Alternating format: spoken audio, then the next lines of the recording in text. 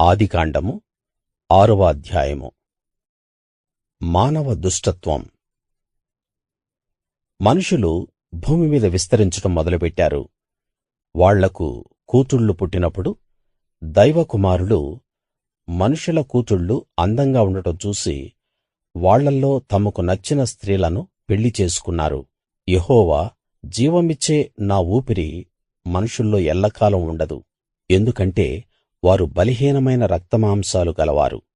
వారు 120 సంవత్సరాల కంటే ఎక్కువ కాలం బతకరు అన్నాడు. దైవ కుమారులు మనుషుల కూతుళ్ళను పెళ్లి చేసుకున్నప్పుడు వాళ్లకు పిల్లలు పుట్టారు.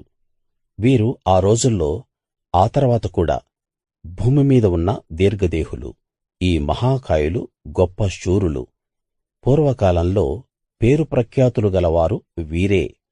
మనుషుల దుర్మార్గం భూమి మీద మితిమీరిపోయిందని, వాళ్ళ హృదయ ఆలోచన విధానం ఎప్పుడూ దుష్టత్వమే అని యెహోవా చూశాడు. తాను భూమి మీద మనుషులను చేసినందుకు బాధపడి హృదయంలో విచారించాడు. కాబట్టి యెహోవా, నేను సృష్టించిన మనుషులను ఈ భూమి మీద లేకుండా చేస్తాను. మనుషులతో పాటు జంతువులను, పాకే జీవులను, ఆకాశ పక్షులను భూమి మీద లేకుండా తుడిచివేస్తాను. ఎందుకంటే నేను వాళ్ళను సృష్టించినందుకు బాధపడుతున్నాను అన్నాడు. నోవహు. అయితే నోవహు యెహోవా దృష్టిలో అనుగ్రహం పొందాడు. నోవహు గురించిన సంగతులు ఇవే. నోవహు నీతిపరుడు. అతని తరం వాళ్ళల్లో నిందలేనివాడు. నోవహు దేవునితో కలిసి నడిచాడు. షేము, హాము, యాపెతు అనే 3 కొడుకులకు నోవహు తండ్రి అయ్యాడు. దేవుని దృష్టిలో లోకం చెడిపోయింది, అది హింసతో నిండిపోయింది. దేవుడు లోకాన్ని చూడగా అది చెడిపోయి ఉంది. భూమి మీద మనుషులందరూ తమ మార్గాల్లో చెడిపోయారు. దేవుడు నోవహుతో, మనుషుల మూలంగా భూమి హింసతో నిండిపోయింది గనుక వాళ్ళను అంతం చేసే సమయం వచ్చినట్టు తేటతెల్లం అయ్యింది. కచ్చితంగా ఈ భూమితో పాటు వాళ్ళందరినీ నాశనం చేస్తాను. కోనిఫర్ కలపతో నీ కోసం ఒక ఓడ సిద్ధం చేసుకో. గదులతో ఉన్న ఓడను తయారుచేసి దానికి లోపలా బయటా తారు పూయాలి. నువ్వు దాన్ని చెయ్యాల్సిన విధానం ఇదే.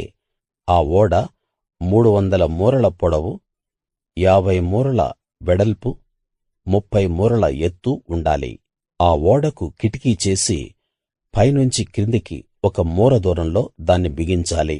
ఓడకు ఒక పక్క తలుపు ఉంచాలి. 3 అంతస్తులు ఉండేలా దాన్ని చెయ్యాలి. విను, నేను ఊపిరి ఉన్న వాటన్నిటినీ ఆకాశం కింద లేకుండా నాశనం చెయ్యడానికి భూమి మీదికి జలప్రవాహం రప్పించబోతున్నాను. లోకంలో ఉన్నవన్నీ చనిపోతాయి, కాని నీతో నా నిబంధన నెరవేరుస్తాను. నువ్వు, నీతోపాటు నీ కొడుకులు, నీ భార్య, నీ కోడళ్ళు ఆ ఓడలో ప్రవేశిస్తారు. నీతో పాటు వాటిని కూడా సజీవంగా ఉంచటం కోసం జీవులన్నిటిలో, అంటే శరీరం ఉన్న ప్రతి జాతిలో నుంచి 2 చొప్పున నువ్వు ఓడలోకి తేవాలి. వాటిలో ఒకటి మగది, ఒకటి ఆడది ఉండాలి. అవి చనిపోకుండా ఉండటానికి వాటి వాటి జాతుల ప్రకారం పక్షుల్లో, వాటి వాటి జాతుల ప్రకారం జంతువుల్లో, వాటి వాటి జాతుల ప్రకారం నేల మీద పాకే వాటన్నిట్లో ప్రతి జాతిలో 2 చొప్పున నీ దగ్గరికి అవే వస్తాయి.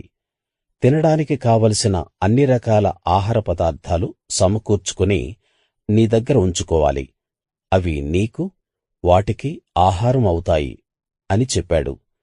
దేవుడు నోవహుకు ఆజ్ఞాపించిన ప్రకారం అతడు అంతా చేశాడు.